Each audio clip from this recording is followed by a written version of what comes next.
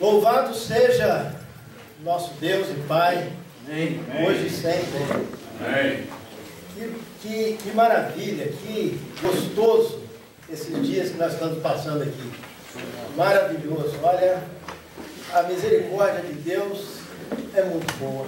Nós desfrutamos da misericórdia dele, da bondade de Deus, por estar num local desse, né, com irmãos abençoados, recebendo a bênção de Deus a cada instante. Isso é maravilhoso. Eu quero também agradecer a minha esposa, a Nívia, ao Mateus, a Giovana, porque um trabalho como este, como foi falado aqui, só é realizado porque nós temos uma família no Senhor. Amém. É uma esposa, filhos que sabem o valor que tem nós homens estarmos desfrutando de momentos como este. Uma esposa, filhos que realmente compreendem a obra grandiosa do trabalho que é do Senhor. Amém. Então, que Deus abençoe meus filhos e minha esposa por esta capacidade, esse dom que Deus deu a eles, né, dessa compreensão do trabalho na obra do Senhor Jesus. E eu estou muito feliz por estar aqui, porque, falando agora um pouco sobre mim, Uberlândia fica noroeste ou mais oeste do estado de Minas? Mais oeste. Mais oeste? Então, oeste, né? A minha cidade natal fica aqui em Minas Gerais, em Simonésia, no leste, então do outro lado do estado, né? Do leste de Minas Gerais, na região da Zona da Mata, Simonésia. E eu fui para Campinas em 93. Fui a trabalho, morar com os primos, não conheci o Evangelho, e lá em Campinas, em 93 eu cheguei.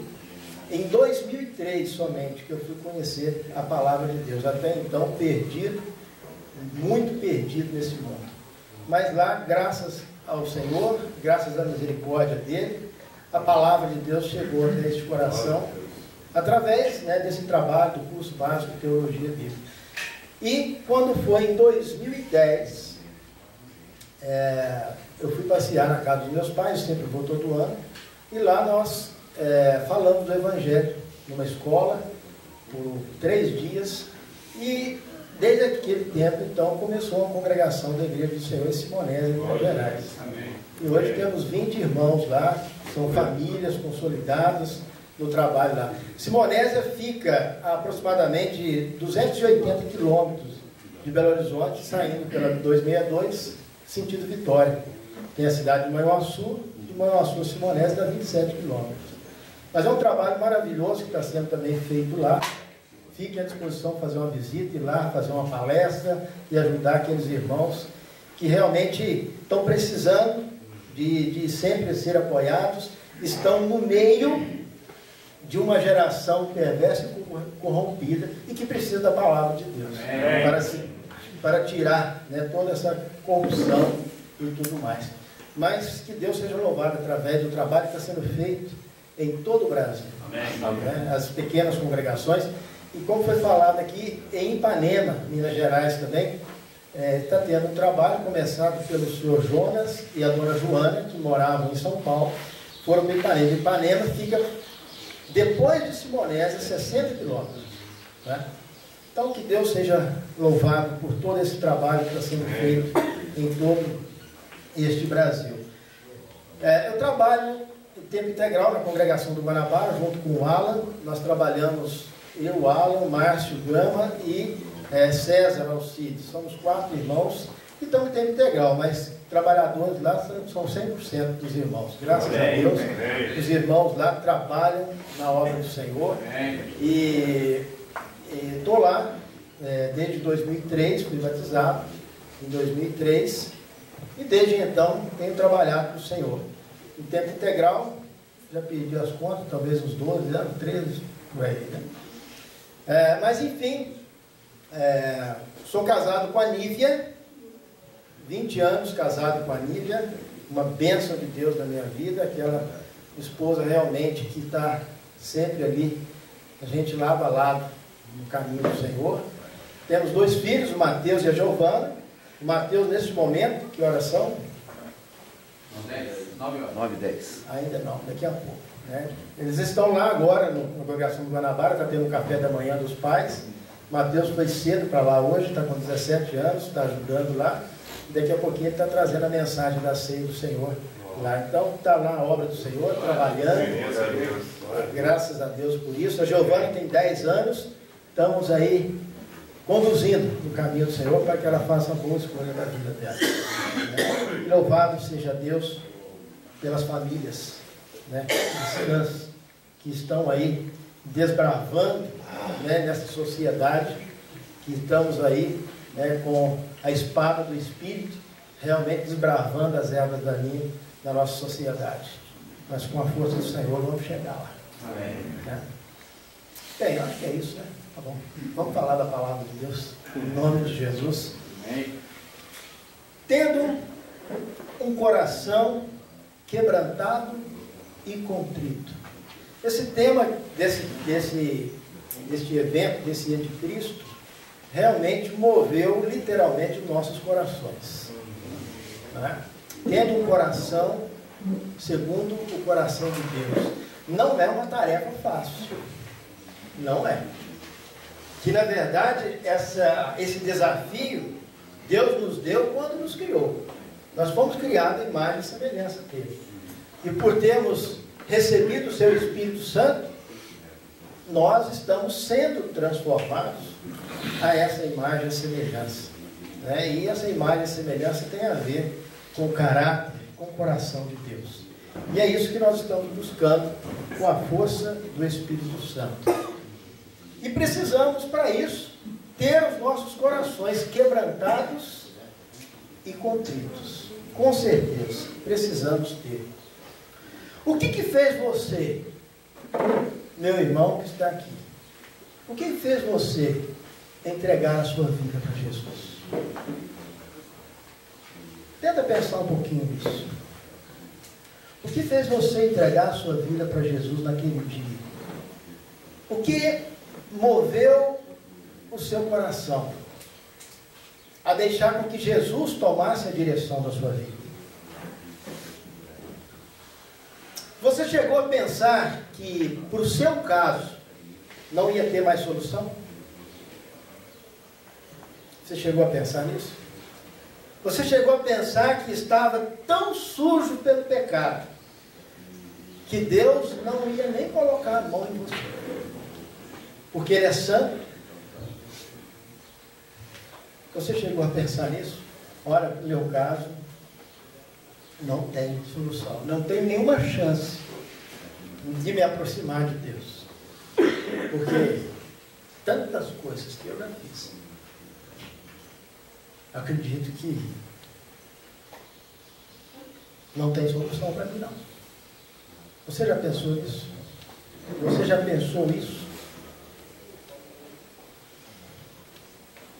Se é isso que você pensou um dia, você está aqui hoje e já pensou nisso, e ainda não se batizou, e ainda não entregou a sua vida para Jesus, e ainda tem esse pensamento, eu tenho boas notícias para você nessa manhã. Tenho boas notícias. Se você ainda não se batizou e está até pensando, não adianta nem eu batizar, que eu posso me batizar, ficar uns 10 minutos debaixo d'água, em águas profundas, e depois levantar e vir uma cachoeira d'água em cima de mim, e ficar batendo água a semana toda, não vai adiantar. Então nem adianta eu me batizar. Você já pensou isso? Eu tenho uma notícia boa para você hoje. E se você, meu irmão que está aqui, e por alguma razão aconteceu algo na sua vida, e hoje você sente que você está afastado de Deus, aconteceu algo na sua vida que você não está conseguindo ler mais sua Bíblia,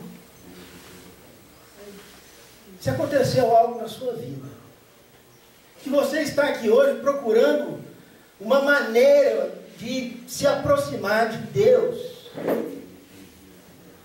e achava que esse caminho era quase impossível, novamente, eu também tenho uma notícia ótima para você.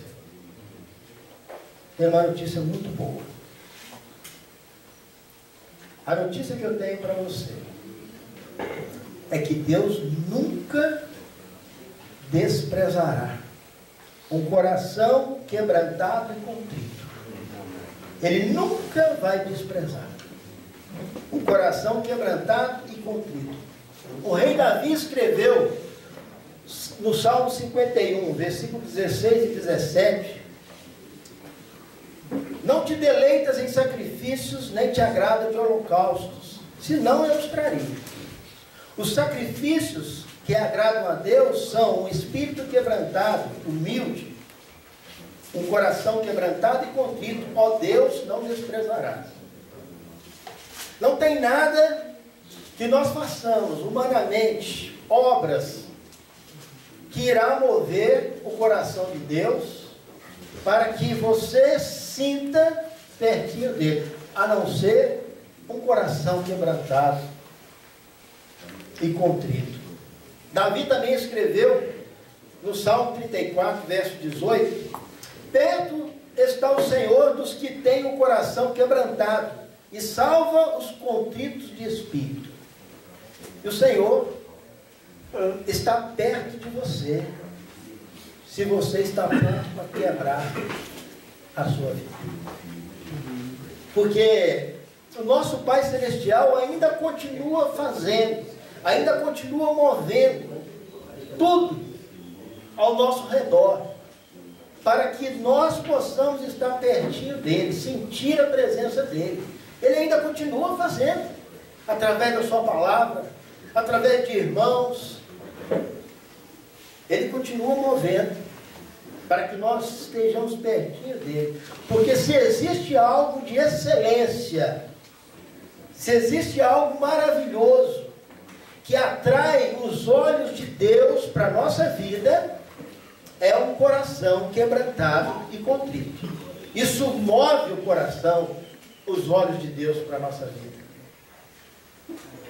A palavra quebrantado é uma palavra do latim, é crepare, quebrar, literalmente quebrar, rachar, estalar. A palavra quebrantado. E na Bíblia essa palavra quebrantado surge nas passagens com o sentido de enfraquecido, perdeu as forças, quebrou. Está ligado a uma pessoa que se humilha reconhecendo que não mais consegue fazer nada, está impossibilitado, está quebrado e reconhece isso. É um coração quebrantado, é um coração que não está endurecido, que está pronto para ser transformado. Quebrou, não vai mais. E está pronto para ser moldado por Deus. O coração contrito é um coração arrependido. É um coração que mostra um arrependimento tão profundo que esse arrependimento causa uma dor no coração. E quando eu estava meditando nessa palavra contrição, me veio na hora aquela passagem em Atos, capítulo 2, versículo 36 em diante, quando aqueles judeus ouvem a pregação dos apóstolos falando com relação a Jesus, a quem eles crucificaram, Deus é Senhor e Cristo. Naquele momento, diz a palavra de Deus, que o coração daquelas pessoas ficaram aflitos no coração. O que nós fizemos? O que nós vamos fazer agora? E Pedro respondeu: arrependam-se. Arrependam-se. Cada um de vocês agora, e aí vocês conhecem o texto. Mas este coração quebrantado e contrito precisa estar nas nossas vidas. Todos os dias precisamos nos quebrar diante de Deus. Você já sentiu uma dor profunda no coração por ter cometido um pecado? Aquela dor profunda. Isso é contrição.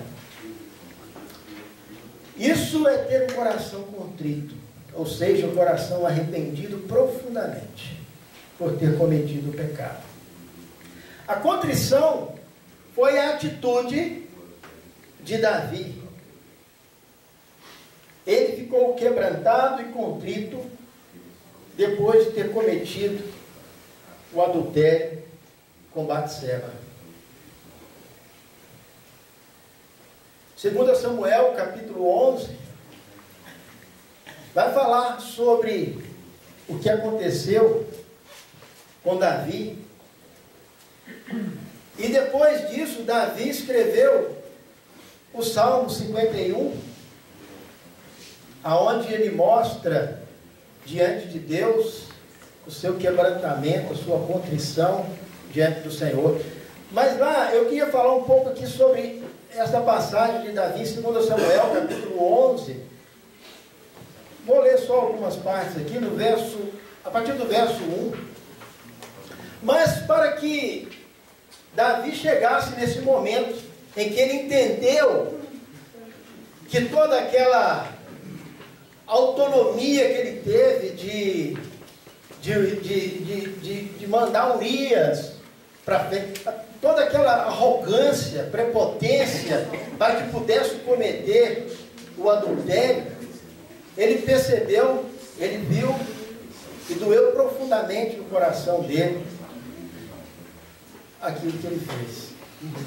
Lá em 2 Samuel 11 diz que na primavera, época em que os reis saíam para a guerra, Davi enviou para a batalha Joabe com seus oficiais e todo o exército de Israel, e eles derrotaram os amonitas e cercaram Rabá. Mas Davi permaneceu em Jerusalém. Uma tarde, Davi levantou-se da cama e foi passear pelo terraço do palácio.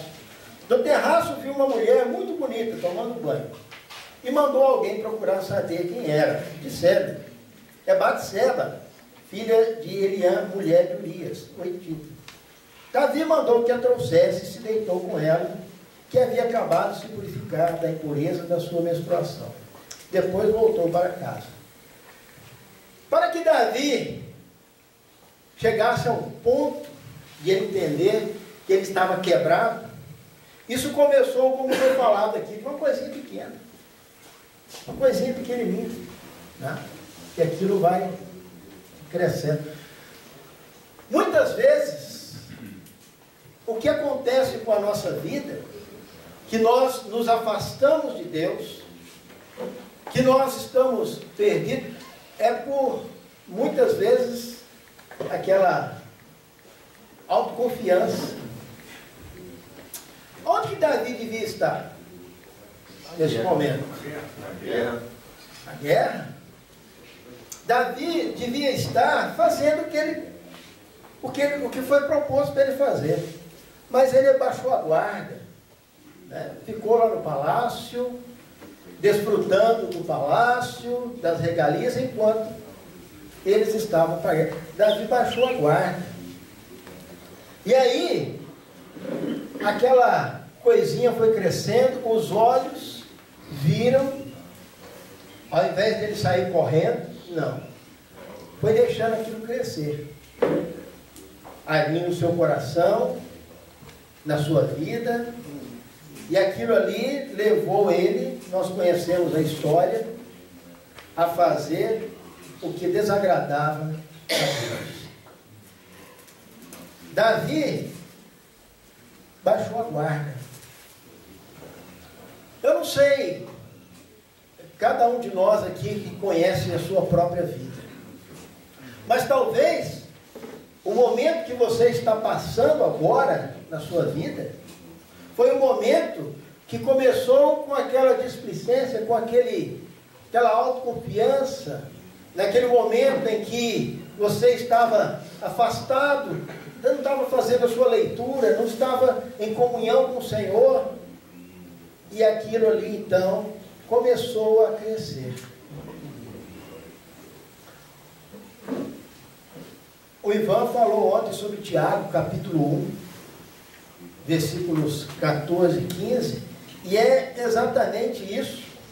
É assim que dá a origem ao pecado. Diz lá em Tiago 1, 14 e 15, cada um, porém, é tentado pela própria cobiça, sendo por esta arrastado e seduzido.